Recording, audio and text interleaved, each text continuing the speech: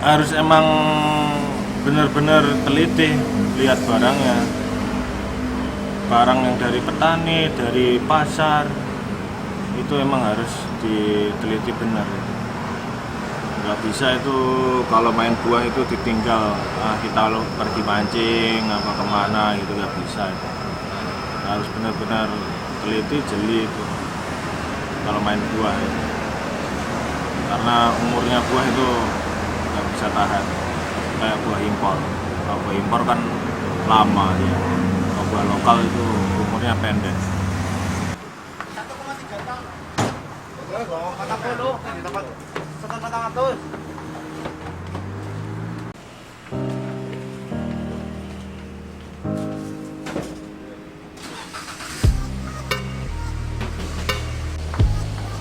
Kok tuh, lagi bokongnya ki.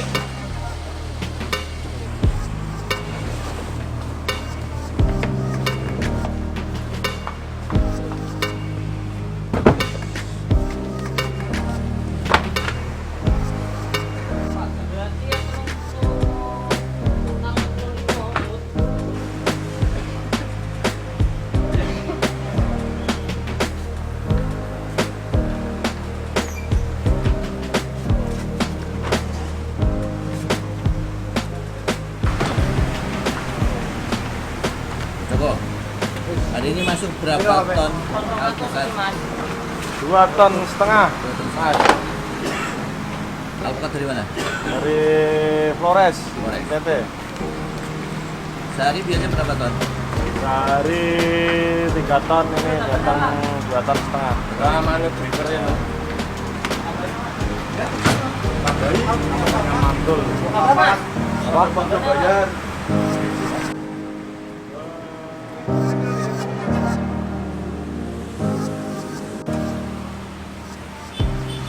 Ke supermarket Supermarket. se-Jabodetabek, Mas. Berapa ya? Ya, semua kebagian. Kemudian. Ya. Sisanya? Sisanya buat kebun buah. Buah. Ya, pokoknya sendiri.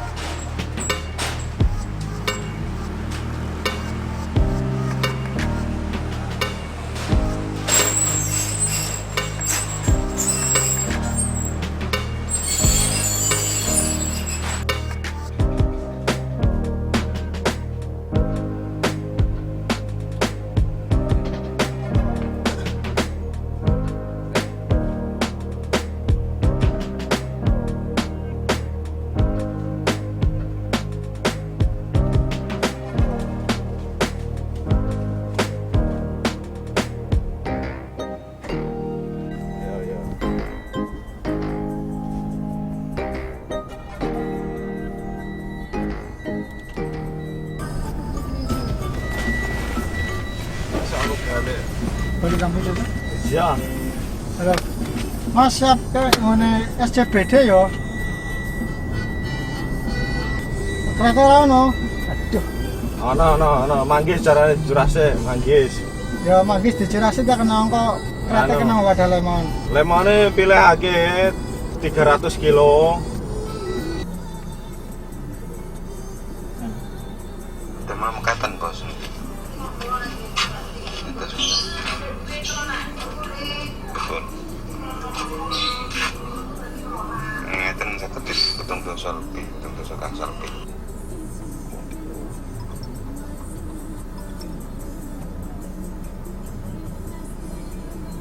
Sini saya di lokasi eksotik. Ini bos. Besok siap. Melaporkan dari lokasi.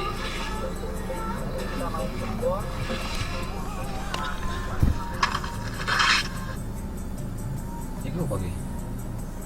Buah apa itu? Labu eksotik. Eksotik. Jadi buah yang digolek itu buah seperti apa sih nih? Buah-buah. Eksotik. Seperti apa ini? Eksotis iki piye? Eksotis itu beda-beda. Penilaian pasar dengan wong iki. Ya, buah lokal yang nggak musim, yang banyak cari orang.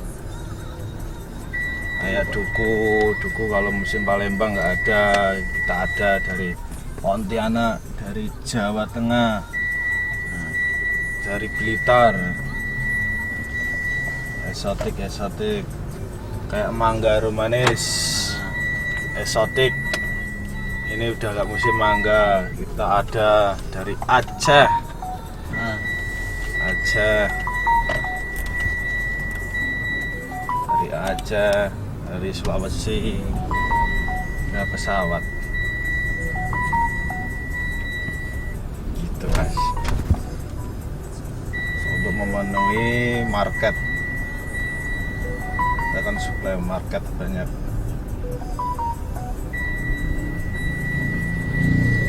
Oke mas.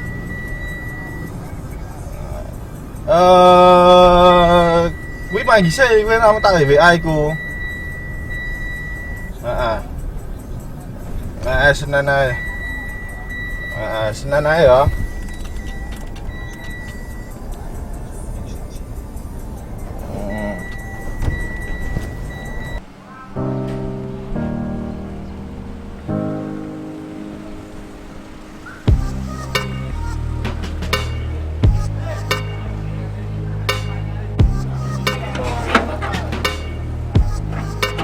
takut kameranya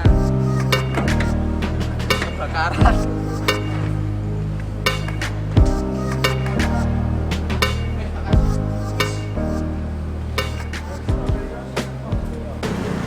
Itu disuplai sama petani. Nah, Jadi petani udah percaya uangnya suruh pakai dulu. Ya, suruh pakai. Jadi kita puterin dengan benar-benar, dengan percaya. Akhirnya dapatlah toko. Ya, untungnya rame. Sekarang petaninya senang. Kita bikin toko-toko lagi, tambah toko lagi, senang karena buahnya dia itu lari ke saya. berarti hubungan dengan petani harusnya memang itu banget ya. Ya dijaga, ya harus dijaga. Kalau petaninya ngirimnya barang jelek, kok nggak bisa dinego, kita bayar sesuai nota dia ngirim ke saya, habis itu nggak diambil lagi. Gitu. Hanya kan itu. Tapi kalau petaninya ngirimnya jelek, kurang bagus, dapat dinego, dapat solusinya, ya udah kita bagi dua apa gimana, itu ya kita lanjut hubungan. Kita kan ada petani yang waduh ribet gitu. Contohnya durian kalau montong bantet, aduh payah. Montongnya bantet, udah kena susut dari mentah ke mateng itu susutnya banyak. Kalau nggak mau dipotong udah dibayar lunas langsung, udah nggak diambil gitu. Tapi ya petani durian kan banyak sekarang, apalagi montong. Wah sekarang udah sampai muntah-muntah kalau di Jakarta itu montong itu mas. Montongnya piye?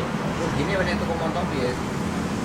Dari mentah kematang posisinya itu harus 3 hari, minimal 4 hari. Nah, Tapi itu nggak matang, tapi berjamur ya. Ya berjamur, bercak jamur. Itu tuh separuh matang, separuh enggak gitu. Terus ada yang keras, aduh banyaklah penyakit-penyakitnya itu. Montong padahal itu posisinya mulus.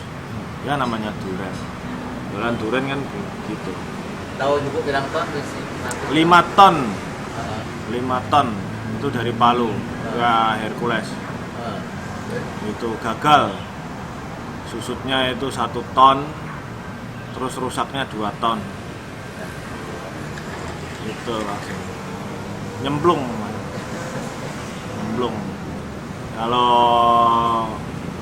Kalau saya nyemplung kayak gitu sekali 2 kali nggak apa-apa. Kalau yang pemula langsung nyemplung kan kasihan, langsung bisa jual rumah itu.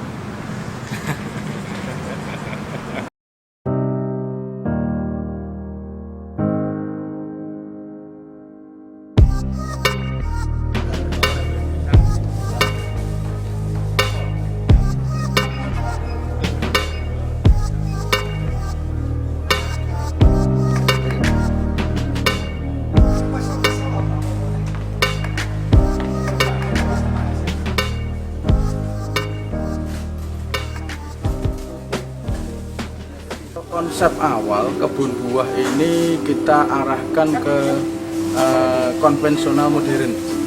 Nah, konvensional modern. Nah, ide awalnya kenapa konvensional modern? Buah ini kondisinya bukan hasil produksi, tapi langsung ciptaan yang di atas lah ibaratnya. Jadi ketika kita langsung membuat konsep yang modern, itu di mata customer yang mungkin middle low akan enggan untuk masuk, udah kena image yang mahal. Nah, seperti toko awal kita itu kita bangun dengan konsep yang konvensional, kaki limaan, tapi kita kemas dengan modern, di mana semua transaksi ada kepastian, ada computerized, ada timbangan label, ada harga pasti. Kemudian yang mungkin menjadi unggulan di kita adalah toko kita ada garansi untuk buah yang tidak bagus.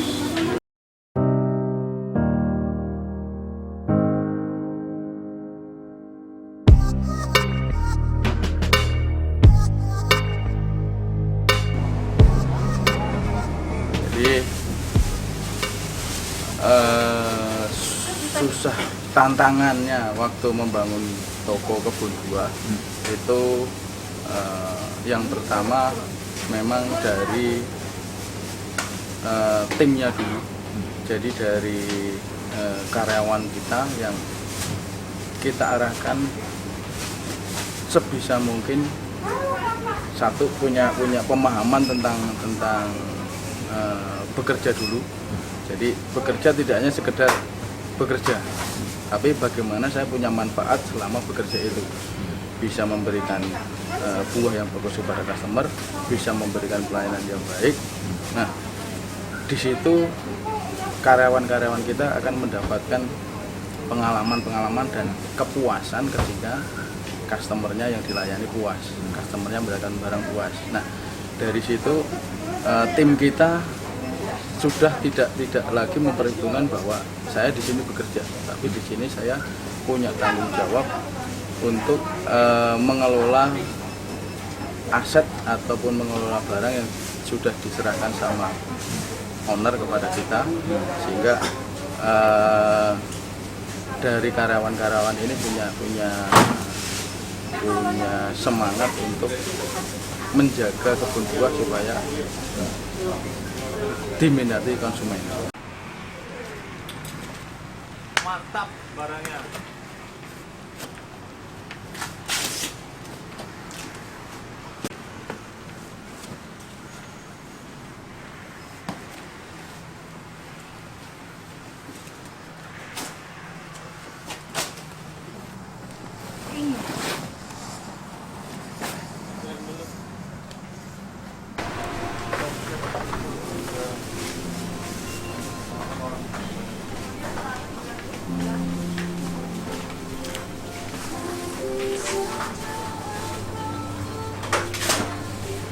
Oh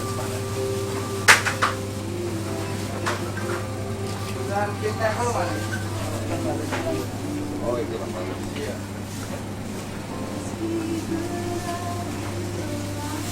Jadi intinya biar cita-citanya bikin kebun buah itu kayak sini. Awalnya kecelakaan Mas ini. Kecelakaannya itu seperti ini. Dulu aku sering ngirim ke supermarket, numpang ke teman-teman, dan itu sering kebanyakan itu sering ketolak Mas. Begitu ketolak, petani aku stop itu kasihan, dia nyarinya udah susah, nyampe Jakarta malah ditolak. Nah yang paling menyedihkan itu waktu ketolak naga merah itu 8 ton Mas, dan akhirnya aku obral selaku-lakunya. Begitu ada konsumen yang minat dengan buahku, akhirnya aku terinspirasi untuk buka toko buah kecil-kecilan dulu Mas. Awalnya di pasar terus semakin banyak ngirim buah ke supermarket, semakin banyak tolakan, akhirnya pasar gak nampung Mas. Dan akhirnya aku buka toko buah kecil-kecilan, ya seperti inilah kualitasnya. Ya masih asal lah Mas, masih dari petani langsung. Dan alhamdulillah sampai sekarang petani masih support terus. Dia daripada dibuang ke pasar, mending lari ke toko langsung. Cuma jaga kualitas dia aja. Jadi permasalahan petani di buah di Indonesia kayak apa sih Mas? Jadi begini Mas, petani itu dia tahunya cuma nanam aja. Dia untuk pemasarannya susah. Begitu panen raya, biasanya petani itu nggak bisa jualnya.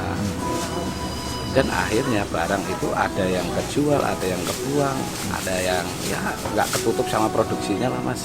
Awalnya ceritanya petani seperti itu. Yang akhirnya ya udah aku menjembatani untuk memasarkan itu Mas. Itu yang sampai sekarang ini petani ya dia masih sanggup untuk nanam, masih sanggup untuk mencari barang, walaupun kualitas kadang kan panen raya sama akhir musim beda gitu. Cuma alhamdulillah dari support petani bisa jadi toko buah seperti ini. Yang ini tadi konsumen juga beli buahnya juga nggak terlalu mahal, terus pengambilannya dia deket, milih barangnya gampang gitu di sini. Seperti itu.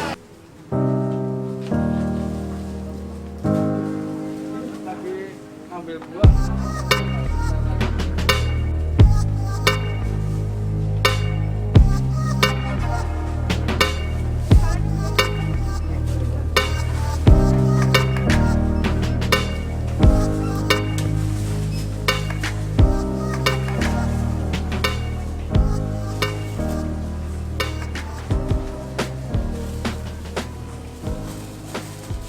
Depan mau bikin apa toko hanya 1 doang atau mau berapa? Kalau toko itu mengalir aja Mas. Semakin banyak petani yang ngirim ke sini, semakin banyak petani yang jaga kualitas, semakin ini ya aku mungkin ngikutin perkembangan petani, semakin banyak yang dikirim, semakin banyak toko yang dibuka nantinya. Dan konsumen pun semakin gampang membeli barang buahnya, nggak harus ke tempat supermarket yang agak jauh parkirannya, terus nyari kualitas yang segernya itu. Ini adanya di sini, menjaga kesegaran buah. Harus